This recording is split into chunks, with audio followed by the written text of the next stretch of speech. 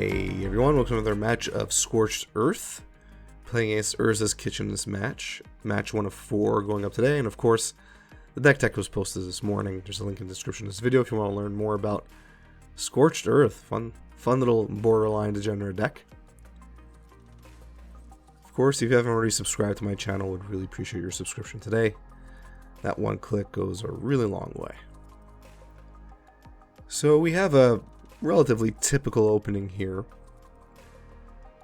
Ren and 6 is pretty much going to guarantee that we have all of our land drops, and we get Fatal Push here as well, getting rid of that Ragavan, so we don't have to worry about anything just yet. Now, hopefully we don't overdraw on lands. That's going to be a problem.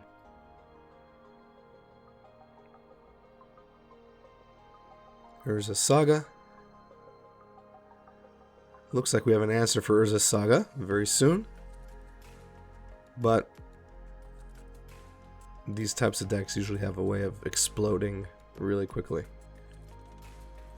So let's see.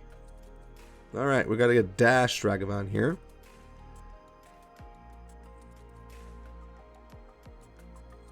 Yeah, I don't think they're going to be using that. But they're probably scratching their head wondering what the hell is this.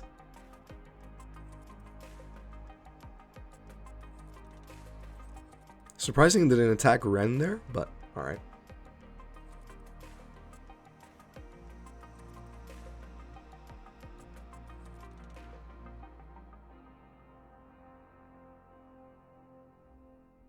This is actually pretty good here. They do have the treasure, but getting rid of Urza Saga is going to be pretty key.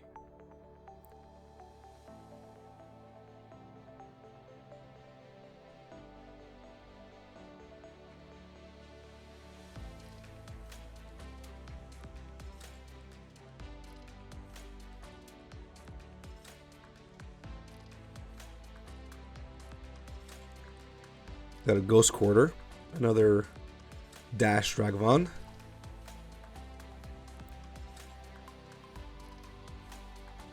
Hey, they could cast Red Sun Zenith if they want. Nope. Okay, so we're overdrawing on lands here, unfortunately. Which is a shame.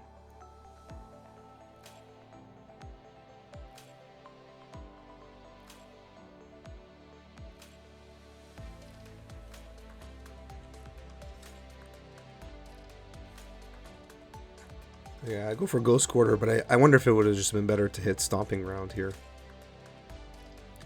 I guess I don't want them to hit my Forest.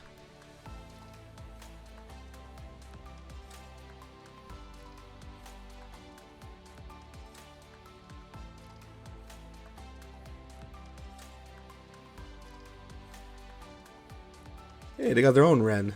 That's always nice.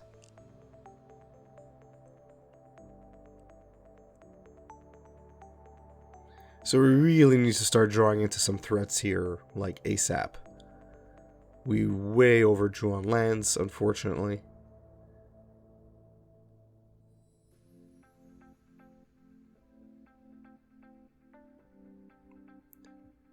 Okay. And they're finally going to bolt our Ren. Let's just get rid of Ragavan there. Alright, so that's what I mean by not overdrawing on lands. Got a Glory Bringer. Will bring us some glory here.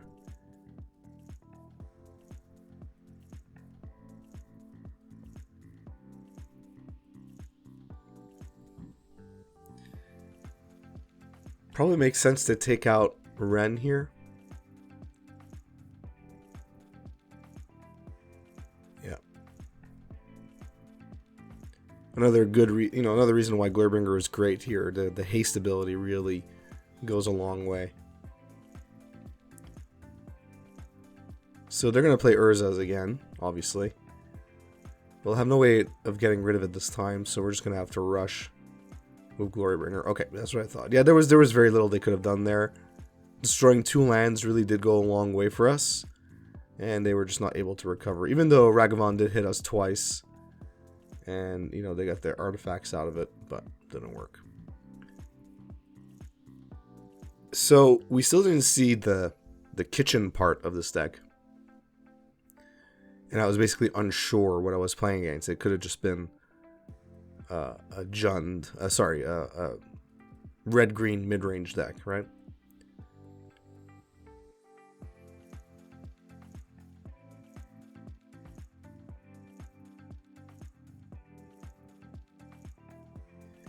Our opening hand is pretty good. We have a turn 2 Molten Rain, which we'll probably do. Really depends on what land they play here. If not, I'll probably prefer playing Wrenn and 6.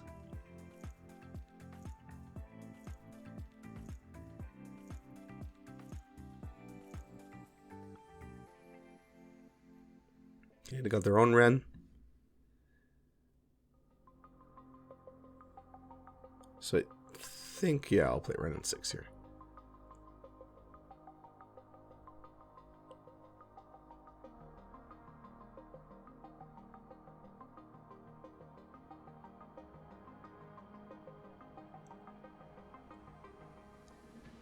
So I'm opting not to get a land back here, only because I want to keep it up for Lightning Bolt in case they dash a Ragavan or something. But if they don't, I don't want to pay life for nothing, so that's really my thinking here. Alright, Liliana.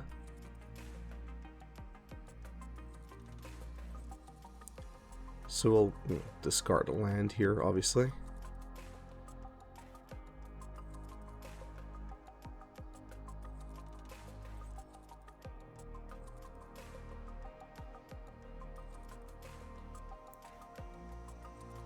Since we have Wrenn, I mean, I'm not really concerned. Unfortunately, we can't play Glorybringer, but we're going to prioritize taking out the Urza here. Urza Saga, I should say. And I mean, it is what it is. We'll probably discard Fatal Push with Liliana here. Yeah, there we go. I'm okay with that.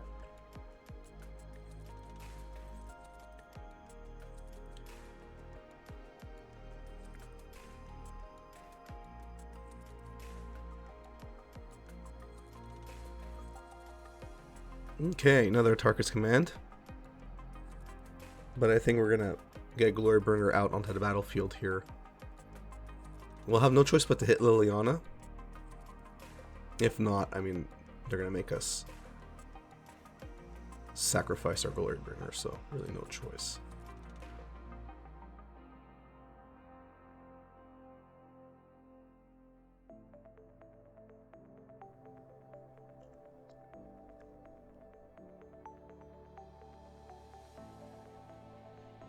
Cool.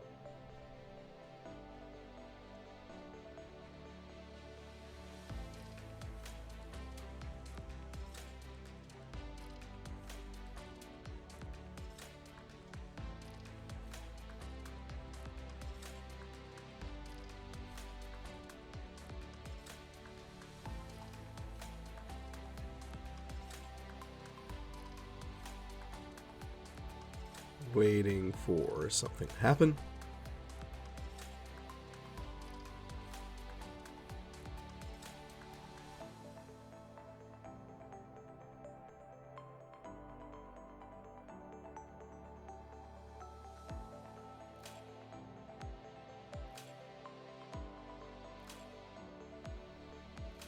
Okay, finally.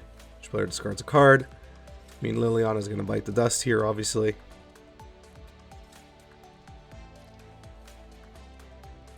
And then we could focus on Wrenn.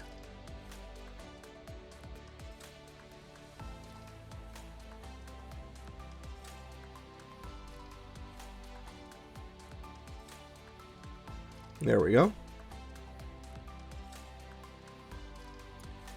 So now, unfortunately, things are going to start cooking for our opponent, which is unfortunate for us.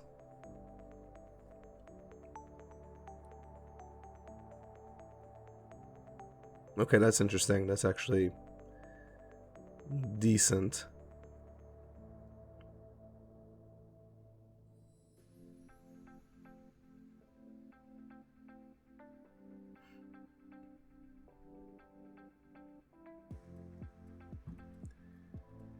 So we're going to do some damage here.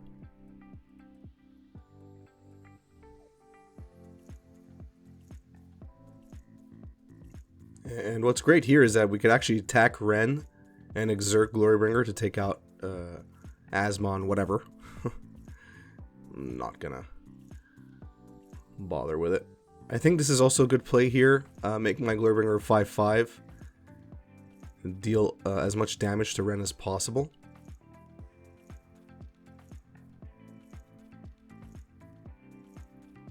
So that was actually a decent play.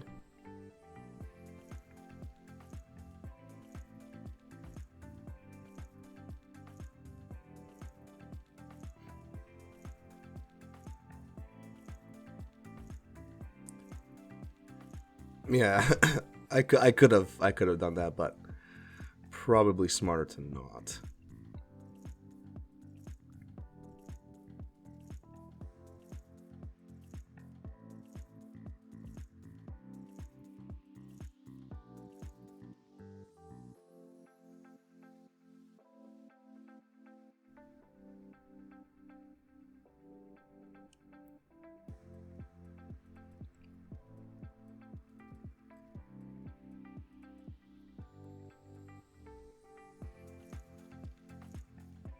Okay, so they use their Ren to hit ours, which is fine. Oh, okay, they have another one. Cool.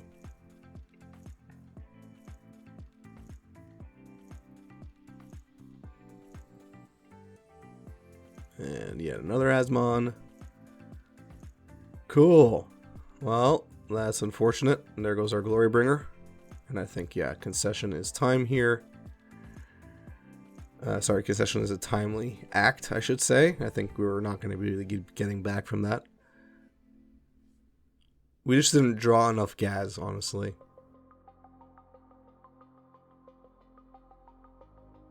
It really set us behind quite a bit.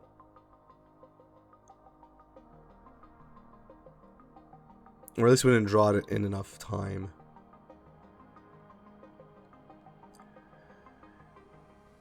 So we had to mulligan. This hand, I mean, is a keeper. We definitely don't want to go lower than this.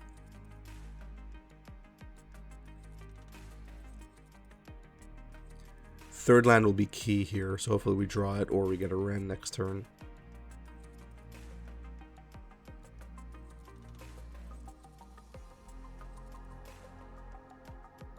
Exposition map, interesting.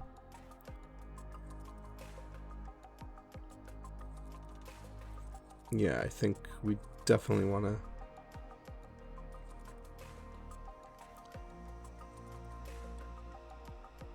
Although it might make more sense for us to keep Contaminated Ground for Urza Saga.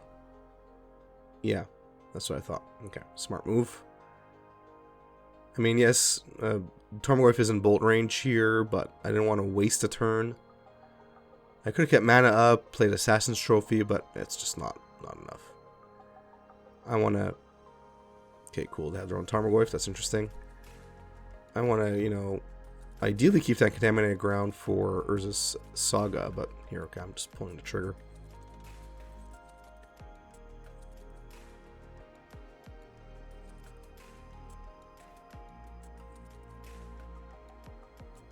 If I cut him off green, that would be great.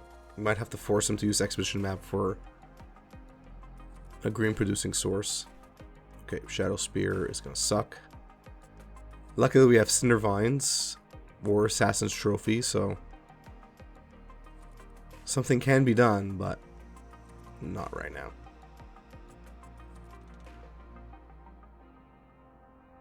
Okay, well, they decided to just quit there. They weren't going to get what they wanted, and they were going to lose 2 life each time they used that mana. So unfortunately, they decided to quit instead, which shortened that match just a little. But it was an interesting back and forth either way. Obviously, I didn't side as well after game 1 because I wasn't sure what I was playing against. If I brought in more hate cards in game 2, I think I would have actually been in a better position, a better spot. But alas, I wasn't.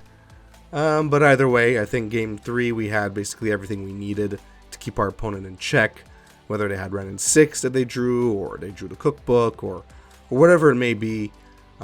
you know, we really got them, and I think Contaminated Ground just made them realize they're kind of screwed. You know, cutting them off green, they're going to lose 2 life each time they use it. We were going to be ahead. So, and it was actually going to counteract a bit of the Tarmogoyf life gain there as well. So, we won. We got there. Interesting matchup. Let me know in the comment section down below what you thought about it. And what you think about this deck. Would really love to hear your opinions. Thanks. If you enjoyed this video, please give it a thumbs up. If you enjoy my content in general, please subscribe and hit that notification bell. It really goes a long way. It helps me out a lot. If you want to become a member here on YouTube, hit that join button, which should be in and around that subscribe button. Check out the different membership tiers and the different perks you get at each tier. You know, I'd love to have you as part of my YouTube community officially as a member. And I think the membership tiers are pretty interesting, have some cool little features in there. So check it out. I would really appreciate your support. Follow me on Facebook, Twitter, share my content on social media, watch my content start to finish like you're doing right now. It really does go a long way, so thank you for that. Lastly, if you want to become a patron, check out the Patreon link in the description of this video. Check out the Patreon rewards program. In a nutshell, you give me money every month. I use that money to buy sealed product, which I open up on this channel, and then I give you back that money in the form of rares and mythics at the end of every year. The longer you're a patron, the more rares and mythics you get. Basically 1 rare mythic for every month that you're a patron. And the value of those rares are anything really between $3 and $15. Some of them go even higher, as you know. So even if you average out about $5 per rare, that's $5 a month, you get your money back, but odds are you'll make more. Anyway, all that information is on Patreon. There's a video on there that explains it all. We really appreciate your support either way. Thanks, and have a good one.